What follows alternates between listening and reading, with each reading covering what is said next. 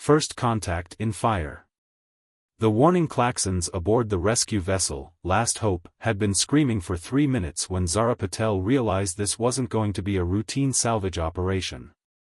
The distress beacon's signature was unlike anything she'd encountered in her 15 years as a deep space rescue operator.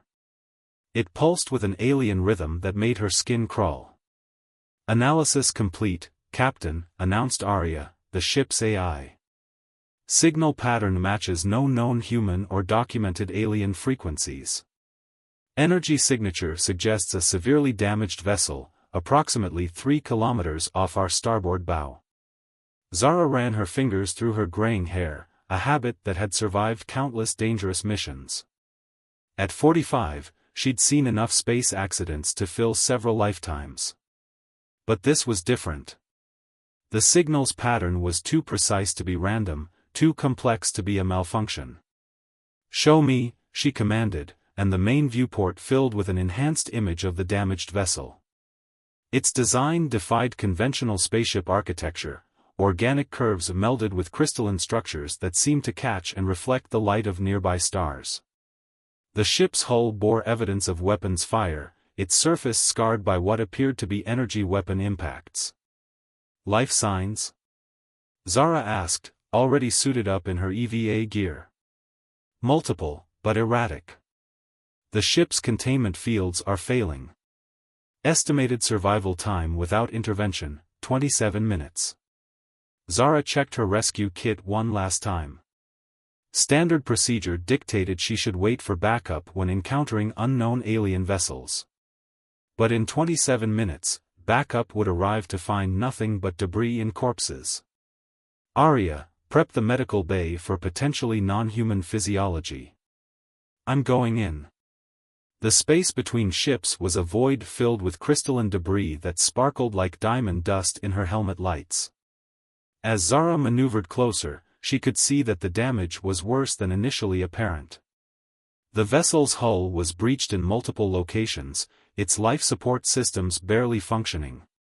The airlock she chose was partially functional, its emergency protocols allowing her to cycle through after some creative override commands. Inside, the atmosphere was thin but breathable, though her suit sensors warned of elevated radiation levels. The ship's corridors were a maze of organic curves and bioluminescent panels, many now flickering or dark. The gravity was lighter than Earth standard, making each step feel like a potential launch into the ceiling.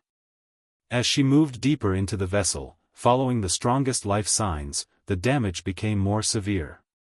She found them in what appeared to be a sealed emergency compartment.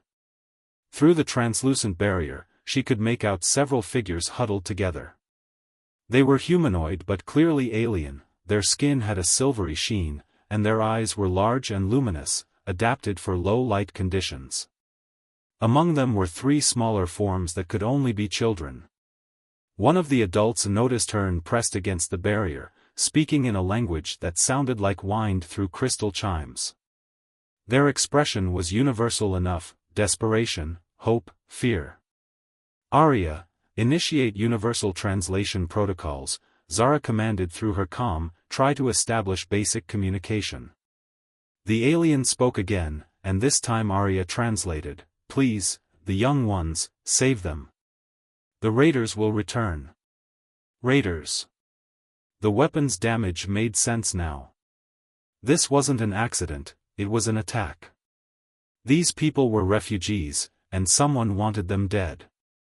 Zara's decision was made before she even consciously thought about it. "I'm getting you all out of here. Can you walk?" The translation must have worked because the aliens began to move, helping each other up. There were 7 of them total, 4 adults and 3 children. Their movements were weak, probably from the radiation exposure and failing life support. "Arya, prep the quarantine bay. We're going to have company." As she helped them through the corridors, Zara's mind raced with the implications. These aliens were obviously fleeing from something or someone. By helping them, she was potentially involving herself and Earth in whatever conflict they were part of. The ship shuddered violently, and new alarms began to sound. Captain, Arya's voice was urgent in her ear, multiple ships just dropped out of FTL. Energy signatures match the weapons damage on this vessel. They are powering up weapons systems. The raiders had returned, just as the aliens had warned. Zara looked at the frightened faces of the alien children, their large eyes reflecting the emergency lights. How many ships? 3 combat vessels, heavily armed. Zara's jaw set in determination. Plot an escape vector. We're going to need every trick we know for this one. As they rushed toward the airlock, Zara knew she had just made herself part of whatever conflict these refugees were fleeing.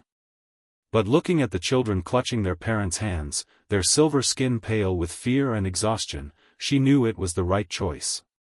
Sometimes, humanity's greatest moments came not from grand victories or technological achievements, but from simple choices, the decision to help those in need, regardless of the consequences.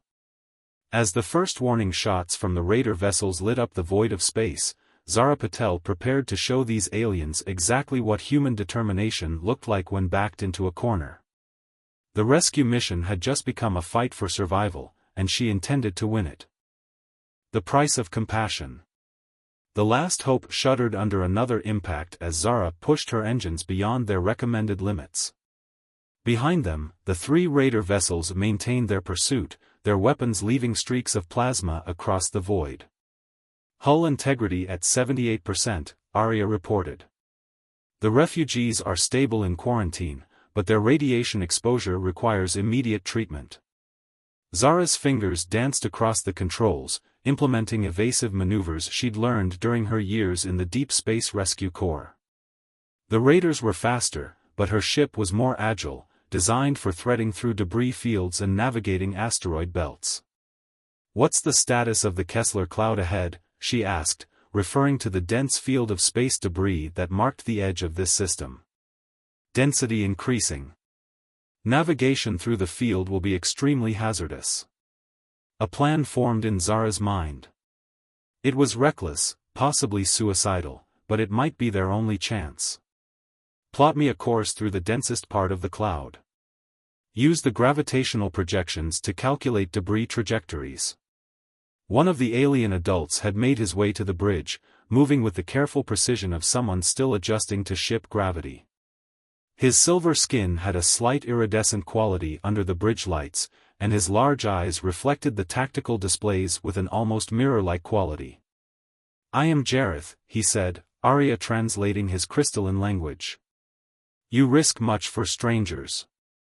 The Syndicate will not stop hunting us." "The Syndicate?" Zara asked, not taking her eyes off the controls as she initiated another evasive pattern. "A coalition of criminal enterprises from multiple systems. They seek our children for their unique abilities. Our kind, the Lumini, can naturally interface with quantum systems. The Syndicate would." He paused, emotion making his voice tremble. "They would enslave our young ones, use them to break encryption and steal technology." The implications hit Zara hard. These weren't just refugees, they were families trying to protect their children from being turned into living tools for interstellar criminals. Another blast rocked the ship. "Shields at 60%, Arya warned. They were approaching the Kessler cloud now, a chaotic mass of destroyed satellites, ancient spacecraft fragments, and natural debris. To most pilots, it was a navigation hazard to be avoided. To Zara, it was about to become a weapon. "Jareth, get back to quarantine and secure everyone. This is going to get rough." As he left, she opened a channel to the pursuing ships. "Attention raider vessels. This is Captain Zara Patel of the Earth Deep Space Rescue Corps. You are engaged in the pursuit and attempted capture of civilians in neutral space. Stand down or face consequences." The response came in the form of another volley of plasma fire. One bolt clipped their port side, sending cascading power fluctuations through the ship's systems. "So be it," Zara muttered. "Arya, execute maneuver pattern Delta 7. Redirect power from forward shields to engines and aft shields. The Last Hope plunged into the debris field. Zara's hands moved with practiced precision, guiding the ship through the chaos. Chunks of metal and rock tumbled past their viewport, some barely missing the hull. The raiders followed, their larger ships having more difficulty navigating the tight spaces. "They're still on our tail," Arya reported, "but their formation is breaking up." Zara smiled grimly. "Good. Time to show them why you don't chase a rescue ship through a debris field. Deploy the gravitational tethers." The Last Hope's specialized equipment, designed for moving dangerous debris and stabilizing damaged vessels, sprang to life. Gravitational beams reached out, latching onto nearby pieces of space junk. With precise timing, Zara began to redirect the debris, creating a cascade effect. The first raider ship didn't react in time. A chunk of ancient satellite struck its port engine, sending it into an uncontrolled spin. The second ship managed to avoid the initial wave but flew directly into the path of a tumbling asteroid fragment. Its shields flared and failed. The third ship, apparently deciding the prize wasn't worth the risk, broke off pursuit and moved to assist its damaged companions. "Get us out of here, Arya. Plot a course to the nearest friendly port. We need to get these people proper medical attention." Zara finally allowed herself to relax slightly, though she knew this was just the beginning of their troubles. "Captain," Arya's voice held a note of concern, "I'm detecting encrypted transmissions from the raider vessels. They appear to be sending our position and heading to multiple recipients."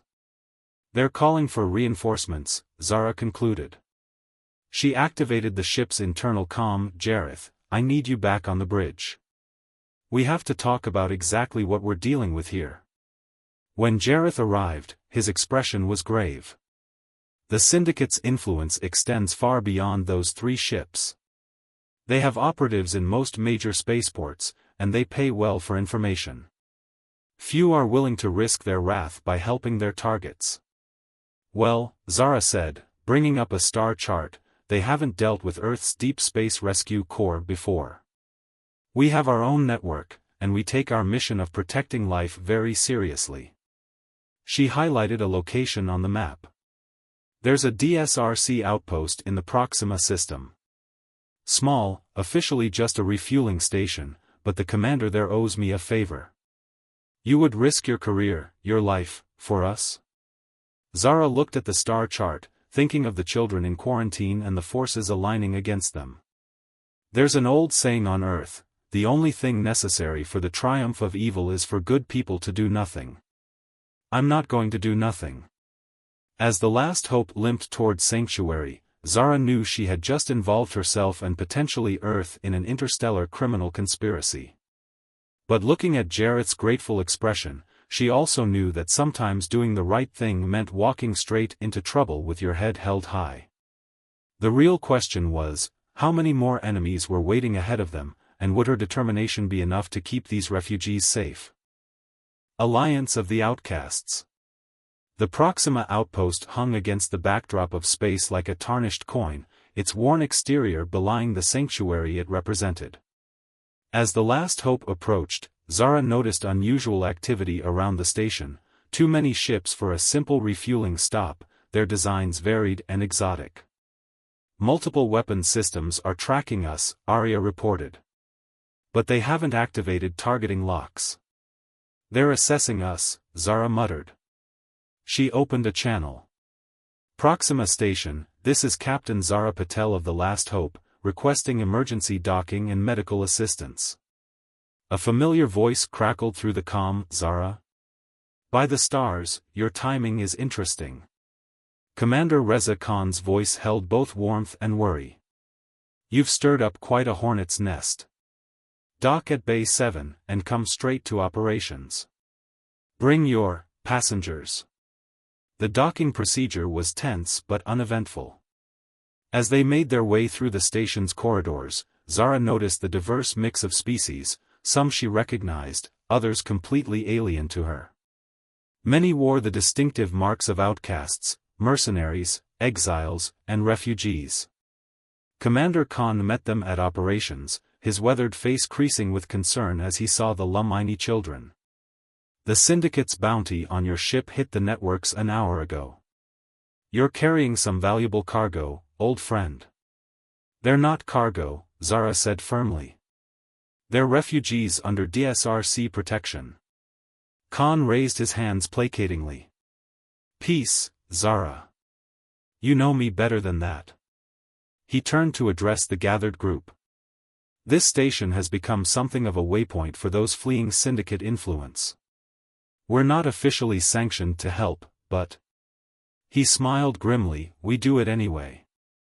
A new figure stepped forward from the shadows, a tall, reptilian being with iridescent scales and cybernetic augmentations. I am Thex, it said through a translator. Once, I was a Syndicate enforcer. Now, I help others escape their grasp. Your arrival is fortuitous. Jareth stepped protectively in front of his people. Why should we trust a former Syndicate operative? Because, Thex's cybernetic eye word as it focused, I know exactly how they think, how they operate, and most importantly, how to hurt them. Over the next hour, in a secure conference room, Thex revealed the true scope of their situation. The Syndicate's interest in the Lumini children wasn't just about their quantum abilities, it was part of a larger plan to gain control of advanced AI systems across multiple sectors. They're building something, Thex explained, displaying a holographic map of known Syndicate activities. A network of quantum-enhanced AIs that could crack any security, predict market movements, even manipulate spacetime itself. But they need the Lumini children to complete it. That's why they're so desperate to capture them, Zara realized. They're not just after profit, they're after power. Precisely, Khan agreed. And now that you've demonstrated Earth's willingness to protect the Lumini, you've made your planet a target too. The weight of that responsibility settled heavily on Zara's shoulders. She'd known she was taking a risk, but the scope of it was only now becoming clear. A soft chime interrupted them. One of the Lumini children, a young one named Lyra, had wandered over to a dormant console. Where her hand touched the surface, patterns of light danced across the screen, complex equations and diagrams flowing like water. Extraordinary, Thex breathed. Even untrained, their connection to quantum systems is profound. And that's why we must protect them, a new voice added. A figure stepped through the doorway, humanoid but clearly artificial, its synthetic skin laced with circuitry patterns. I am Oracle, a free AI. The Syndicate tried to enslave my kind once before. We will not allow them to succeed with the Lumini. The room erupted in discussion, various representatives of different species and factions offering support, sharing information, proposing strategies. Zara watched as an impromptu alliance formed before her eyes, outcasts and rebels united by their opposition to the Syndicate's ambitions. We'll need a safe haven, Khan said, bringing up a star chart. Somewhere defensible, where we can protect the children while we gather evidence of the Syndicate's activities. I know a place, Oracle offered. An abandoned research station in the Oort cloud. The Syndicate believes it was destroyed years ago, but some of us have maintained it in secret. Zara studied the assembled group, former enemies and unlikely allies, all willing to risk everything to protect these children and stop the Syndicate's plans. It was exactly the kind of impossible situation she'd spent her career training for. We'll need to split up, she decided. Multiple ships, different routes. Make them spread their forces thin trying to track us all. They'll be expecting that, Thex warned. Yes, Zara smiled grimly, but they won't be expecting what we do next. She turned to Oracle. How good are you at creating digital mirages? The AI's circuitry patterns pulsed with interest. You have a plan. More than a plan, Zara said, her mind racing with possibilities. We're going to turn their own network against them. But first, we need to get everyone safely to that station. As they began hammering out the details, Zara felt a small hand slip into hers. Looking down, she saw Lyra gazing up at her with those luminous eyes. The child didn't speak, but a sense of trust and gratitude flowed between them like an electric current. In that moment, Zara understood that this wasn't just about saving a few refugees anymore. It was about standing against those who would enslave and exploit others for power. It was about proving that compassion and cooperation could triumph over greed and domination. The real question was, could this hastily assembled alliance of outcasts and rebels stand against the full might of an interstellar criminal empire? Breaking point. The abandoned research station loomed before them, a massive structure of darkened metal and frozen corridors spinning slowly in the void. As Zara guided the Last Hope through the docking procedure, she couldn't shake the feeling that they were being watched. Multiple ships approaching from Vector 370, Arya announced. Energy signatures match known Syndicate vessels. How did they find us? Commander Khan demanded from his position at the tactical station. They had split their group among 3 ships, using every deception technique they knew to mask their trail. Oracle's holographic form flickered as the AI processed vast amounts of data. The quantum network is active. They're using it to predict our movements. They're not predicting, Jareth said grimly. They have a source. He turned to face the others, his silver skin pale with distress. One of our own must be connected to their network. The revelation hit like a physical blow. Among the Lumini children they'd evacuated was one who had already been partially processed by the Syndicate, a young one named Ven. The criminals had begun their procedures before the rescue, creating a quantum link they could exploit. Can we sever the connection? Zara asked, already plotting evasive maneuvers as more Syndicate ships appeared on their sensors. Not without harming the child, Oracle replied. The link is deeply embedded in their quantum consciousness. Thexa's cybernetic I word as it analyzed tactical displays. We have perhaps 10 minutes before they're within weapons range. The station's defenses are formidable, but they won't hold against a concentrated assault. Zara looked at the assembled group, humans, Lumini, artificial beings, and various other species who had joined their cause. They had come too far to fail now. Then we use the link against them. Oracle, you said their quantum network was nearly complete? The AI's circuits pulsed with understanding. Yes, but interfacing with it would be extremely dangerous. The processing power required would be enormous. What if you had help? Lyra stepped forward, her young face set with determination. We could create a feedback loop through Ven's connection. Use their own network to overload their systems. No, Jareth protested. The strain could kill you both. The strain will kill us all if we do nothing, Thex countered. The Syndicate will not show mercy, and they will not stop with just the Lumini. Every free being in this sector will suffer under their control. Commander Khan's voice cut through the debate. 6 minutes to weapons range. We need to decide now. Zara knelt before Lyra, looking into those luminous eyes that held wisdom far beyond their years. This has to be your choice, she said softly. We'll find another way if you're not willing. The young Lumini touched Zara's hand, and in that moment, a flood of emotions and images passed between them, trust, determination, and a vision of freedom that burned like a star. I choose to fight, Lyra said simply. What followed was a desperate race against time. While the station's outer defenses engaged the first wave of Syndicate ships, Oracle and the Lumini children began their dangerous gambit. Lyra and Ven, guided by Oracle's vast processing power, reached out through the quantum network that the Syndicate had built. The effect was immediate and catastrophic.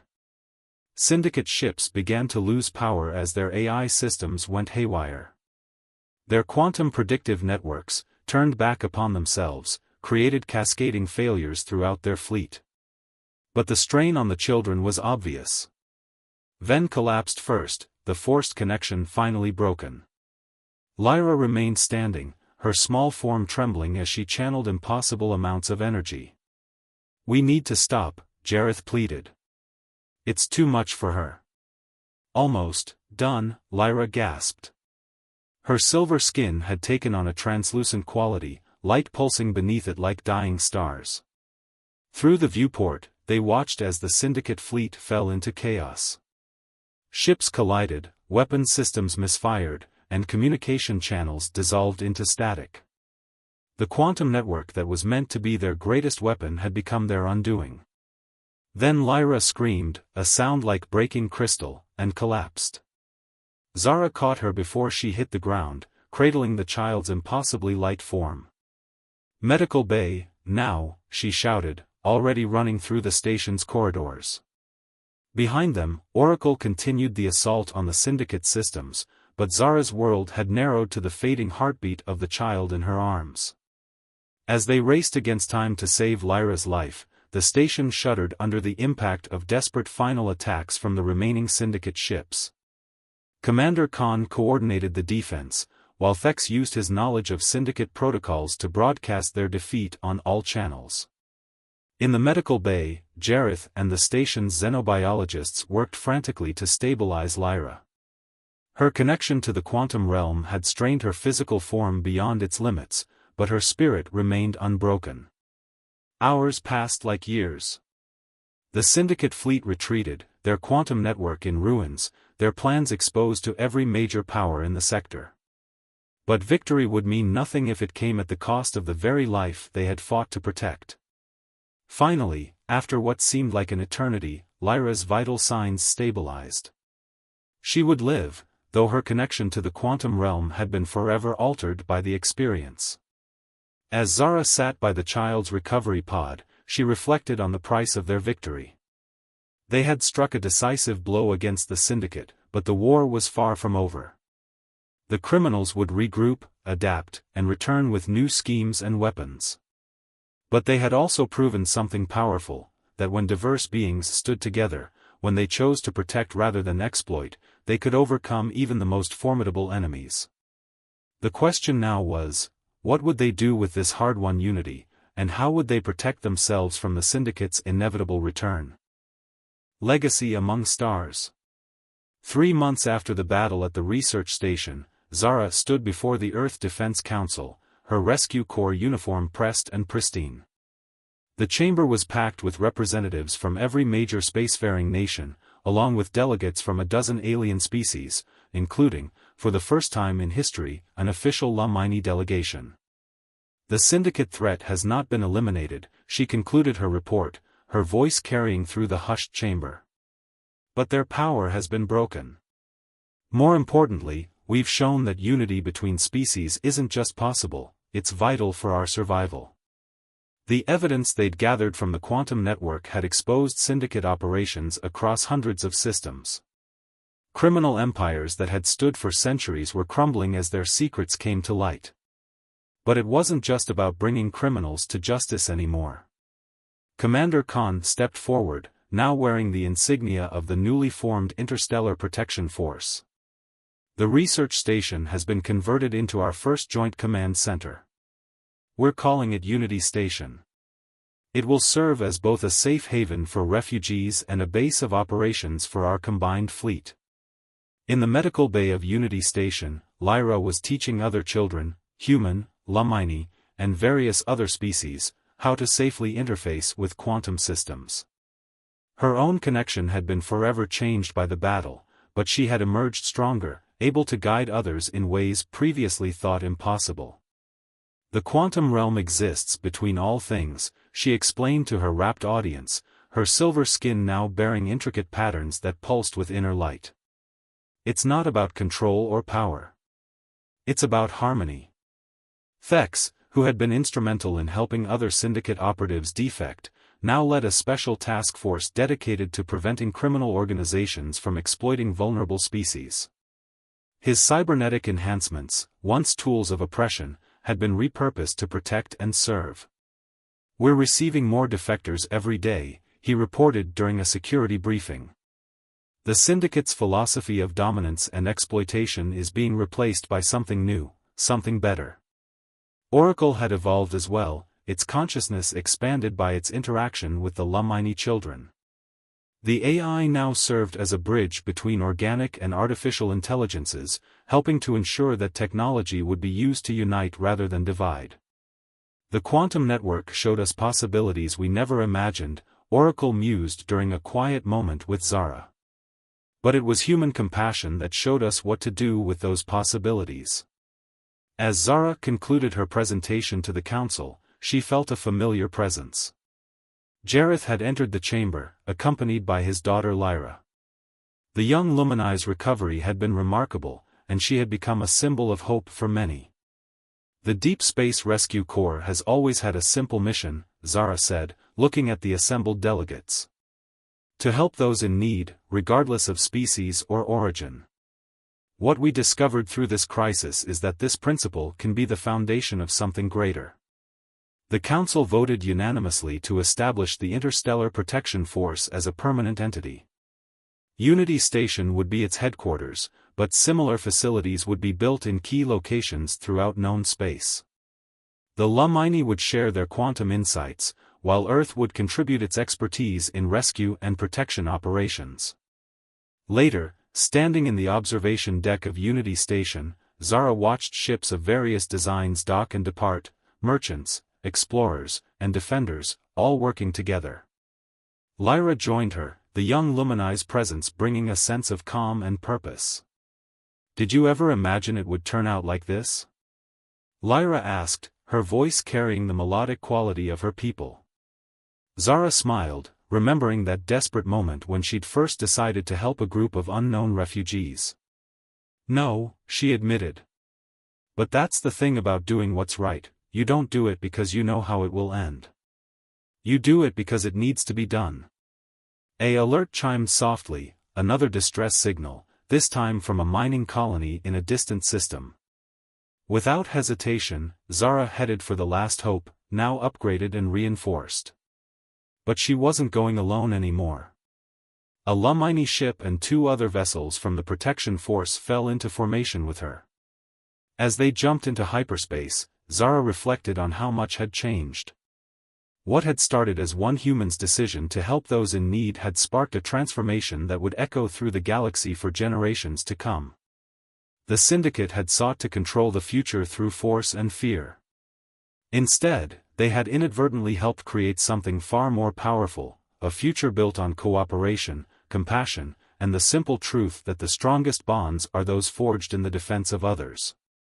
As Unity Station vanished behind them, Zara knew that while challenges lay ahead, they would face them together. The legacy of their stand against the Syndicate wasn't just in the battles they'd won, but in the bridges they'd built between worlds, species, and hearts. The stars stretched before them, full of both danger and promise. But now, when someone called for help in the darkness between those stars, they would find not just a single rescue ship, but an alliance of peoples ready to prove that compassion was the greatest force in the universe. End.